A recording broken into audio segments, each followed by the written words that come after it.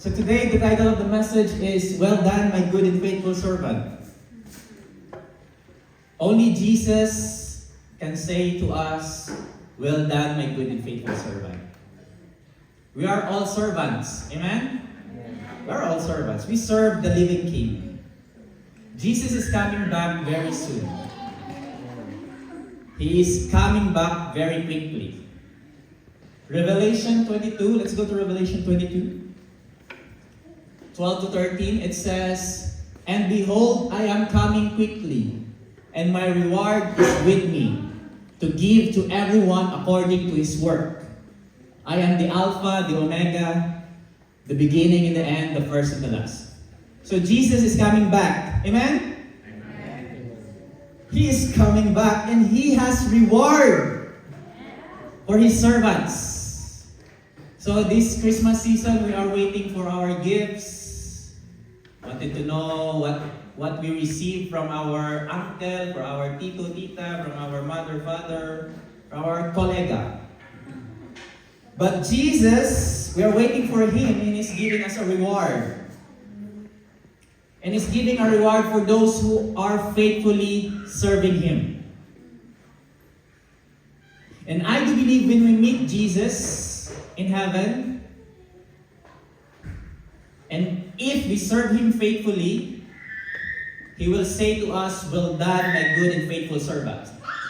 That is the highest honor that a servant could receive. Well done, my good and faithful servant. But the question is this. Let me go to the question. Do you serve God faithfully? This is the question to all of us. Do you serve God faithfully? Jesus Christ has been faithful. He did everything what God has asked Him to do. So if we want to be like Jesus, we must be totally faithful. Amen? In all what God has given and asked us to do. So most of us, we say we love God. We confess that we love God. But the Bible says that the true definition of loving God is this. The true definition of loving God. Let me go to the next place. So if we love God, if we truly love God, the true definition of loving God is this. Obedience. John 14:15 says, Jesus says to His disciple, If you love me, obey my commandments. So how can we love God? Obedience. It's hard. It's hard. Even men and women of God, it's hard. But that's why we need the grace of God. The grace of God helps us and sustains us to be faithful to God. Without the grace of God into our life, we cannot be faithful to God. We cannot obey God. Amen? We cannot obey Him. And when we obey God, we enter into His joy. And the joy of the Lord is your strength. And your heavenly Father will say to you, I am well pleased with you. Remember Jesus in Matthew 3? He was baptized. The Holy Spirit came to Him. And the Father God says, This is my Son who I am well pleased with you. God is not looking for perfection. He's looking for faithful person. Amen? Only Jesus is obedient and faithful. But He called us to be faithful and obedient to Him also. Amen? Let's go to Hebrews 3:1-2. So, when we serve God, go to that verse. Yes. Hebrews. No. So Hebrews 3:1-2 says, Therefore, my brethren, partakers of the heavenly calling, consider the apostle and high priest of our confession, Christ Jesus, who was faithful to Him who appointed Him, So the Father appointed Jesus to do the work here on earth. He was sent to be the Messiah. The meaning of Messiah is the Savior. To be killed on the cross. To be nailed on the cross. Blood shed in the forgiveness of our sins. Jesus is the atoning sacrifice of our sins. So if we want to be like Jesus, we must be faithful. And you tell to your neighbor, you must be faithful. We need to reflect on this. When you come to Jesus, He wants you to know that you are faithful. And He's saying to us, are you faithful to me? Are you faithful to Jesus? Are you doing what He wants you to do in life? Maybe you'll reason, I want to do this, I want to do that, I want to do this. And those things are meaningless. My point here is we must prioritize Jesus above all. Because the last day when we meet God, it's not, Jesus will ask you, it's not all about your works in the ministry. It's not all about the wealth that you have gained. It's not all about the doctorate, the credibility that you have. He will ask you, are you faithful to me? Because that all matters to God. He will not ask you how many souls you've been surrendered to Him. He will not ask you that. He will ask you, are you faithful to me? Are you obedient to me? We are called. Sabihin mo sa katabi mo, you are called. You are called. Not called that is, tinawag ka ng Diyos. You are called. You are called and you are redeemed from sin. He gives you eternal life. You have already eternal life. And you are a child of God. You are a child of God. So He expects us to be faithful. Amen? To be honest, I'm not faithful. I am learning to be faithful. We have many mistakes, but here we're still serving God. Amen? So today I wanna speak about the benefits of being faithful. See, so if you are faithful to God, there's benefits. Number one, let's go to the benefits of being faithful to the Lord. So if you are faithful to the Lord, there is benefits. And number one benefits is good standing and boldness of faith. It means that you have a good reputation in your friends, in your family. You have fruit of the Spirit. You have good Christian character. You have a godly character. And it gives you boldness in your faith. 1 Timothy 3-13, verse 13, yes. Can we all read together? 1, 2, 3, go. For those who have served well as deacons obtain for themselves a good standing and a great boldness in the faith which is in Christ Jesus. So this is the benefit when we are faithful to God. Good reputation and boldness in faith. So I have examples here. So for example, you've been serving the Lord faithfully. It creates relationship to one another. Good relationship. People will look at you. You are a servant of God. People will look at you. Will go to you, pray for you. Can you pray for me like this? Can you prophesy to me? Can you teach me? So you have a good standing. They honor you. They respect you. And if we are faithful to the Lord, He creates boldness in our life. We are not afraid to share Jesus. We are not afraid to share Jesus. So if you are a Christian and you're not sharing Jesus, maybe there's something wrong. You need to have boldness. And this other neighbor, you need to have boldness.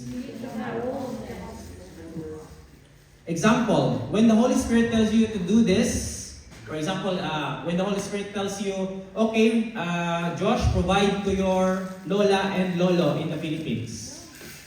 So God will ask you, are you faithful to continue to provide money for them until the end? Until the end. Are you still gonna obey to provide for them?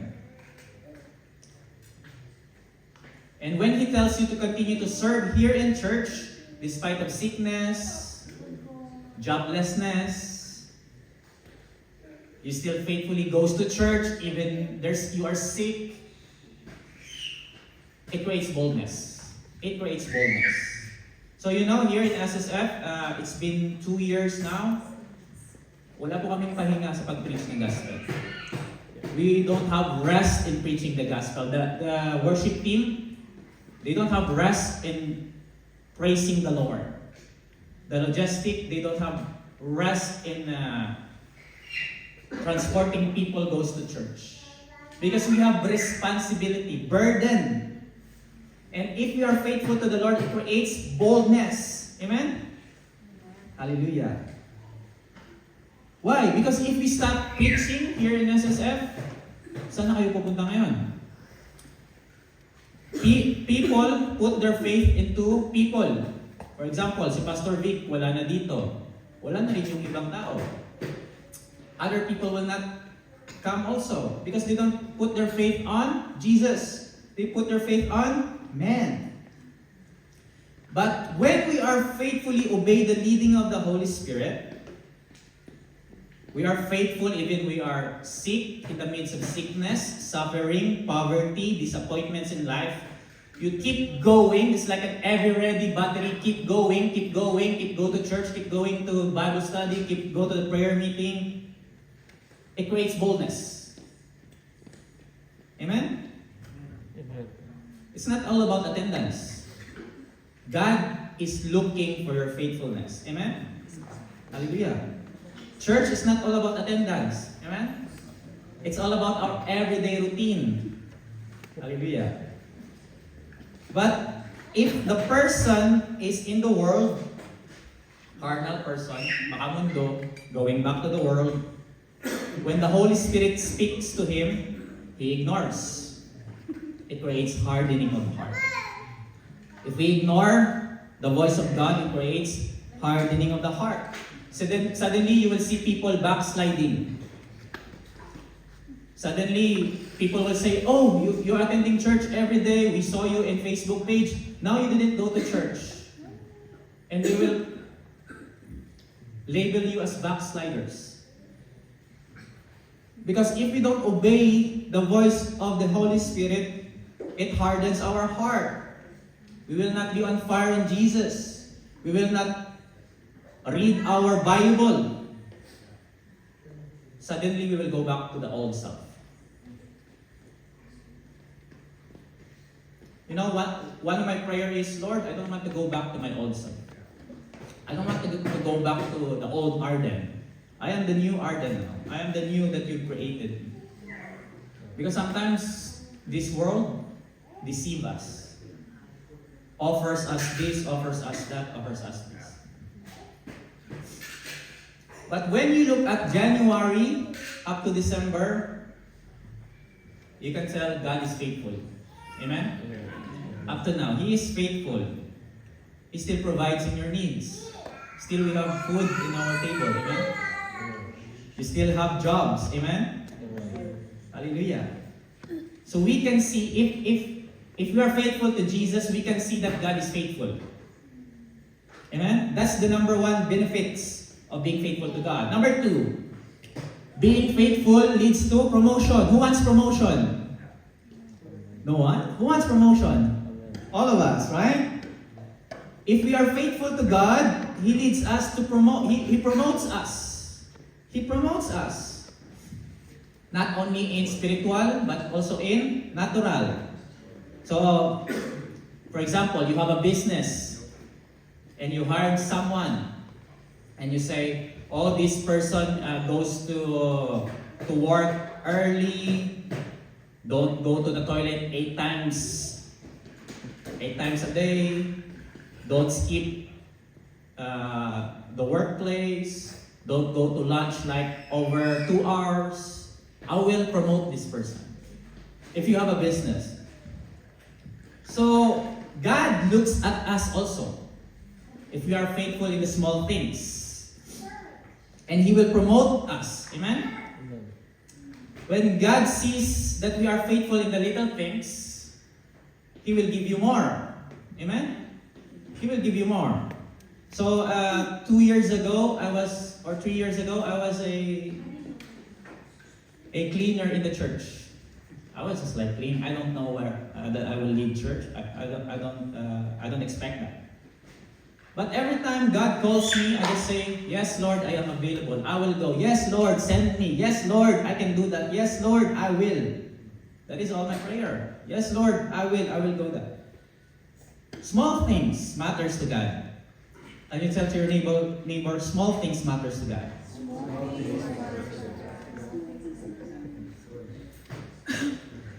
Who else here knows the parable of the talents? In Matthew 25 or 22. You know the parable of the talents? So the parable of the talents is, there is a master. He gave 5 talents to the one servant. He gave 2 talents to the another servant. And he gave 1 talent to the other servant. And the one servant that has 5 talents, he invested it, and he profited, gained 5 more. And the other servant that has 2 talents, he invested it, and he gained 2 more. But the other servant that has 1 talent, he doesn't invested it. He kept it. Do you understand? He hid the talent that God has given it to him. And when the master came back, he settled accounts. And when the servant that has 5 talents gained 5 more, so he told the master, "Okay, I have 10 more talents now." And the master says, "Well done, my good and faithful servant. You are faithful in the small things, I will give you more. Enter into the joy of your Lord." Same with the other servant. But the last servant that has 1 talent, he hid the talent that God has given to him. What does the master told him? "You are wicked. I give you talent, but you don't invest it." It means He gives us talent in our life. He gives us grace in our life. He gives us work to do in our life. And we are lazy to not to do it. We just sitting in our bench in our church, going back and forth. We don't invest. But God is looking for the faithful ones. He is looking for reliable people. Here in church, God is looking for faithful people. He is looking for faithful people. For example, you want a house. Who else here wants a house? You want a house. But you're renting a place. You're renting a place. And you pray to God, "Lord, I want a house." But in your renting place, you don't clean the renting place. How can God promote you if you don't clean the renting place first? How can God see small things that you are faithful and He will give you big blessings if in the small things, we are not trusted. Hindi na tayo titiwalaan. Amen? Because God uses the natural things to test us if our faith is faithful to Him. Amen?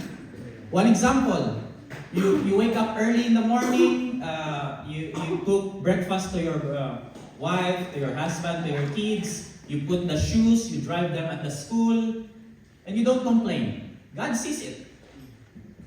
He considers it small little things. He is watching it. For example, someone borrowed money to you and you have the capacity to repay them, and you say, I will not repay them, maybe next year. God is watching that also. Amen? He's watching that. Not late ba? He's watching that. God is expecting for us to be hardworking, to be faithful in little things. Amen? So God can promote us if we are faithful to Him. Amen? Amen. And you tell your neighbor, God will promote you if you are faithful. Number 3, being faithful to the Lord leads you to love Him. What is the first commandment in the Old Testament? In the Old Testament. Let's go to the Exodus 20, verse 2 to 3. I am the Lord your God, who brought you out of Egypt, out of the land of slavery. You shall have no other gods before me.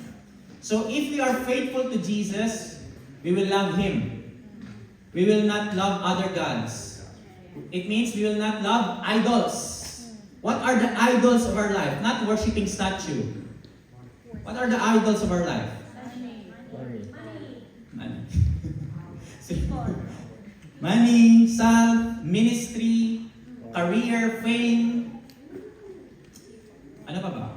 Material things like cars, assets. I mean, I'm not against with blessings. Blessings is good. But the meaning of idol is loving material or someone more than God. That is the meaning of that. Amen? Because in Matthew 6:24, can we read? 1, 2, 3, go. No one can serve two masters. Either you will hate the one and love the other, or you will be devoted to the one and despise the others. You cannot serve both God and money. It's Jesus saying. I'm not saying this. Amen? So examine your heart today. Who is your love? Where is your first love? Where is your first love? Who is your love? And the first commandment in the New Testament is Matthew 22. Let's go there. 37. Let's all read. Jesus replied, love the Lord your God with all your heart, all your soul, and all your mind. It means that Jesus must be the priority of all your life. Amen? God wants you to love Him with all. Jesus wants you to love Him with the fire of love. With the burning fire of love.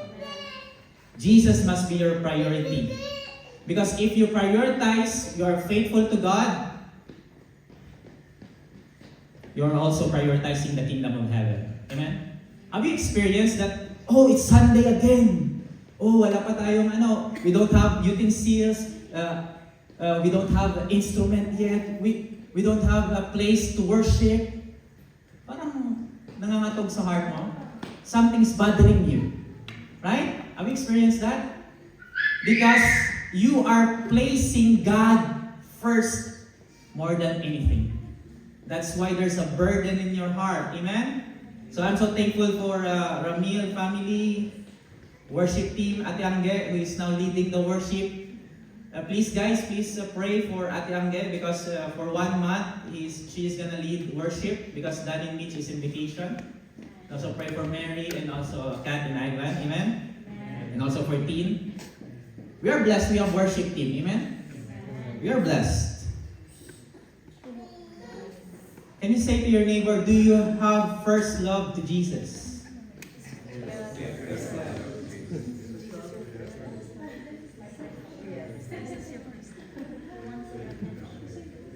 Sino nagka-crush dito ng elementary? High school. Who has crush during kinder, high school, and elementary? Love at first sight. You know, when you look at Jesus, the first time that Jesus comes to you, He saved you by your sins, all of your sins, you fall in love with Him. And that is what God wants us to be. Totally devoted, fiery, burning in love with Jesus. Amen? We should be in love with Jesus. Number 4. So, the benefits of being faithful to Jesus, it means you will have responsibilities in life. Who else here wants responsibility? Huh? Who else here wants responsibility? So, during responsibility, we took our hands off. Ayaw kong sumali dyan. I don't want that. Ayoko maging intercessor. I don't want to be an intercessor team. I don't want to lead Bible study. I don't want that. I put my hands up. I don't want to host Bible study. Because this is responsibility.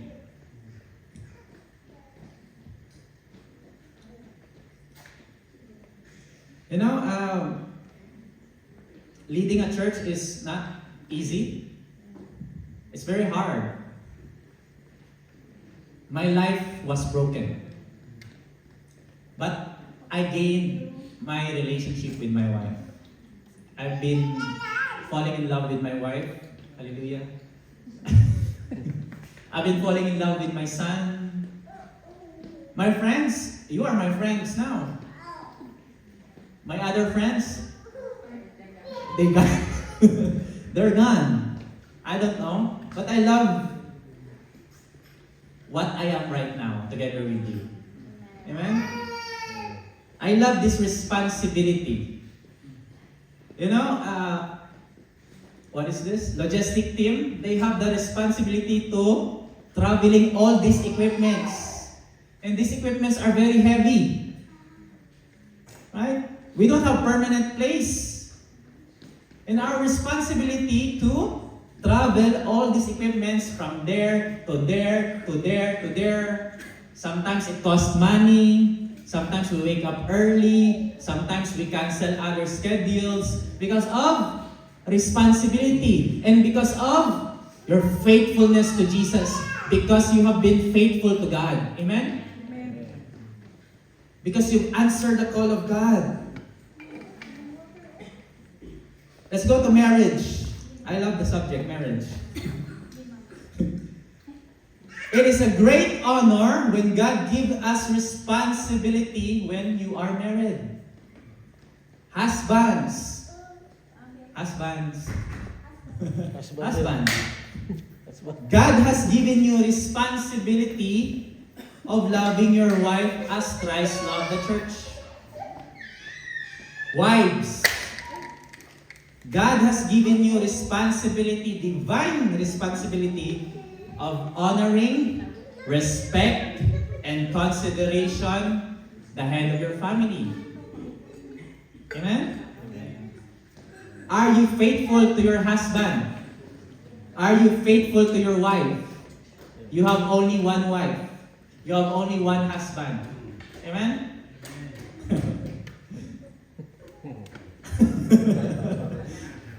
Children, it doesn't matter if you're 5 years old or 45 years old, right? Children, are you faithful to your parents in the Philippines? Are you honoring them? Are you giving them allowance? Are you supplying their maintenance, medicine? Are you honoring your parents? So sometimes parents are difficult to deal. If we have suffering parents that has dementia disease, have many disease, and you are the eldest, you live in Norway, you have the responsibility to send money.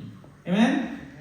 But God is looking for you if you are faithful to continue to provide for them. He is looking for that. He is watching us.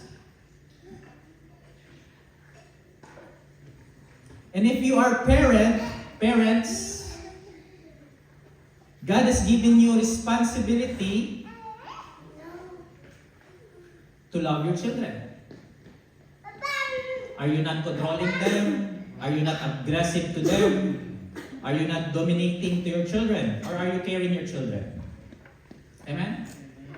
As an employer, what are the responsibility of an employer? You show respect to your employees. Employees, you show respect to your employer. What responsibility has God given you? Take a moment. What responsibility has God given you? Are you faithful in what God has given you? Amen? So what is the point of this? Why I'm saying that we should be faithful? Why I'm saying that we should be faithful? Because Jesus is coming back. And when Jesus is coming back, there's no turning back. The question is, are you ready? Are you prepared when Jesus comes back? Because if you are not prepared when Jesus comes back, I'm sorry, we tried our best.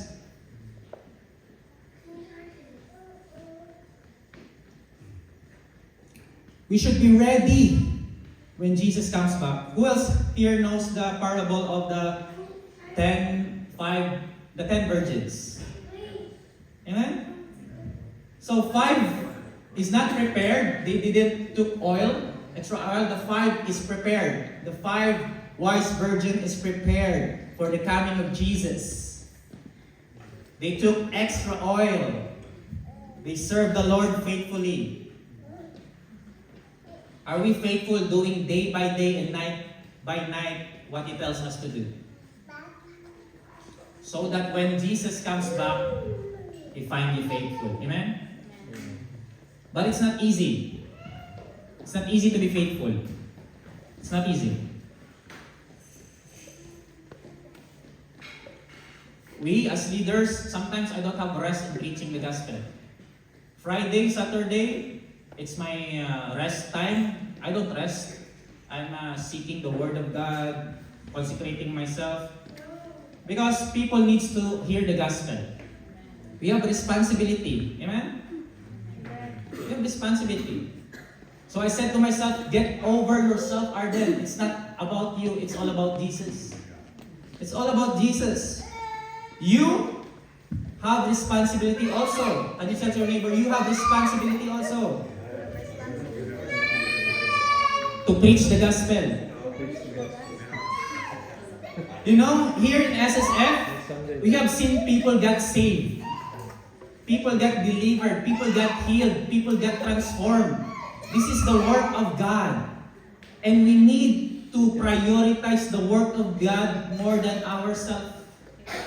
Because it's not all about us. It's all about Him. It's all about Jesus. So, maybe you think, I will not go to church today. I will just sleep and I will just watch Netflix. I will just scroll in my Facebook. Get a life in Jesus. You are a soldier in Christ. Can you tell me, you are a soldier in Christ? He is your commander-in-chief. Luke 9:61. Let's go to Luke 9:61. No, I didn't put it here. It's okay. Luke 9:61 says, still another said, I will follow you, Lord. But first, let me go back and say goodbye to my family. So you say, Jesus is your first priority, but there is a but. Lord, I will follow you, but let me finish my work first. But let me have a house first. But let me achieve my goals in life first. But let me pay my debt first. You know, Jesus is not looking for people that are always reason. But. He's looking for faithful people. Amen? Amen. Don't wait. For example, you have not so good voice, but you still worship Jesus. You still serve in worship team, praising the Lord. Don't wait for the time that you have a good voice serving the Lord. Don't wait for the time that everything is well before serving the Lord. Today is the day of serving the Lord. Amen? Ooh. I'm not preaching this to all of you. I am preaching this also to myself. I am not excluded. I am included in this. People will say, Jesus Christ is the Lord of my life, but when it comes in serving the Lord, they are busy. They are not available. They have many reasons. They have other important things. Jesus is looking for a sold-out people for Him. Jesus is looking for those who don't have excuses. Don't say, but I am available. You know, one of my prayer every day, Lord, send me, I am available. Lord, use me, I am available. Lord, I am available. Lord, if others will not, I will, Lord. I am available, Lord. And Jesus today is looking for those available person. Amen? I want to encourage you. Even if that is a small thing, be faithful in serving God. Even if you don't have salary enough, be faithful in serving God. Even if you are washing dishes, throwing the trash, be faithful in serving the Lord. Even if you are just worshiping the Lord here in worship team, you don't have beautiful voice, be faithful in serving God. Even if you are teaching kids, be faithful in serving God. Even if you are transporting people go to church, be faithful in serving God. Even if you are suffering in diseases, be faithful in serving God. Even if it's raining, snowing, be faithful in serving God. Amen? Amen. Continue. Can you tell your neighbor, continue. Don't quit in serving the Lord. You know, 2 years ago, I've been mocked, I've been discouraged, saying I'm too young to lead the church. I don't have so much theology. I don't have experience. But you know what I did? I still choose to serve God. Because I know that it's not for me. It's not me. It's Him. Even if my permanent resident is a little bit late, I don't have permanent residence here.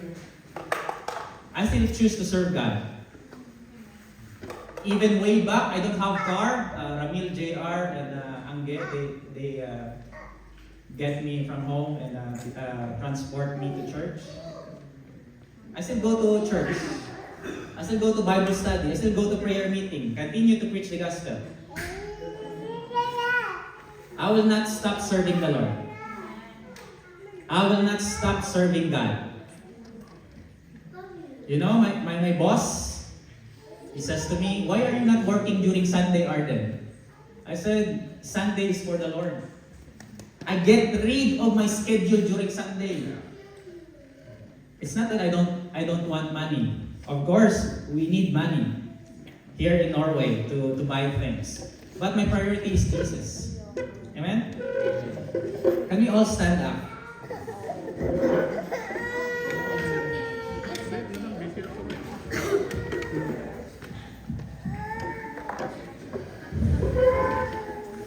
I want to invite you to stand up and close your eyes.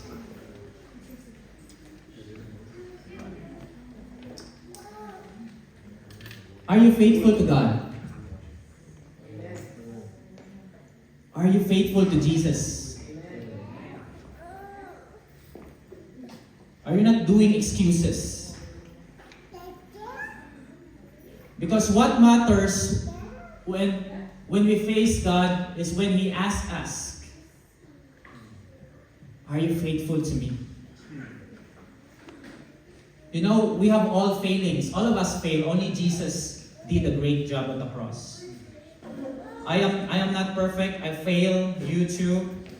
We have a lot of failings in life. We are not faithful to the Lord. But still, continue to serve the Lord. When I invite you, just close your eyes.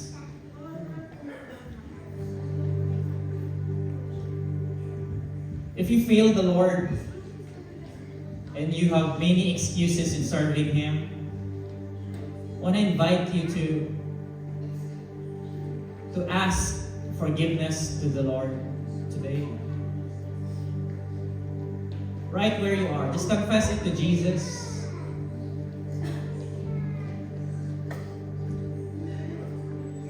Maybe you are forced to do this, to do that, because of needs. I want you to know that the Lord forgives, the Lord forgets, the Lord gives grace. So today, brothers and sisters, just ask Jesus to forgive you.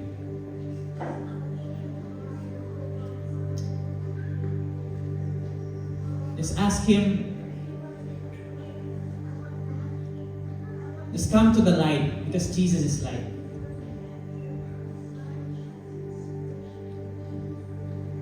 If you're hearing the Holy Spirit convicting you of this,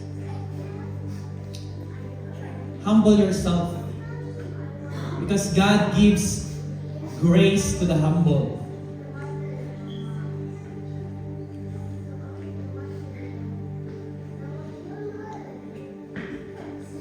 This is not to discourage you, but to encourage your faith to be faithful to Jesus.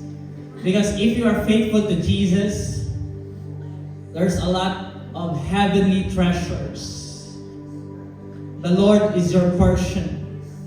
Protection is yours. Blessings of heaven, fruit of the Spirit is yours. Sanctification is yours. Redemption is yours. Righteousness is yours. You will be a blessing to others.